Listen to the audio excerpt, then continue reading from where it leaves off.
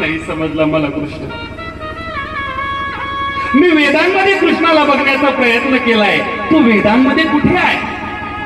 मी पुराणांमध्ये कृष्णाला शोधण्याचा प्रयत्न केलाय, तो पुराणांमध्ये कुठे आहे? मी मंदिरांमध्ये घंटा वाजून वाजून तो कृष्णाला शोधण्याचा प्रयत्न केलाय, परंतु तो मंदिरामध्ये कुठे आहे? तो तर भक्तांच्या मनामध्ये आहे. आई, तू चतुष्पद असून तुला कृष्ण कळाला, मी मात्र पांडित्याचं ओझ घेऊन निर्वत राहिलो ग आई. नाही कळाला ग मला कृष्ण, नाही कळाला. आणि आता त्या गाईच्या डोळ्यातनं तो अश्रूचा थेंब खाली आला आणि तो चरणोदक म्हणून या उद्धवाने तो प्रसंग केलेला आहे.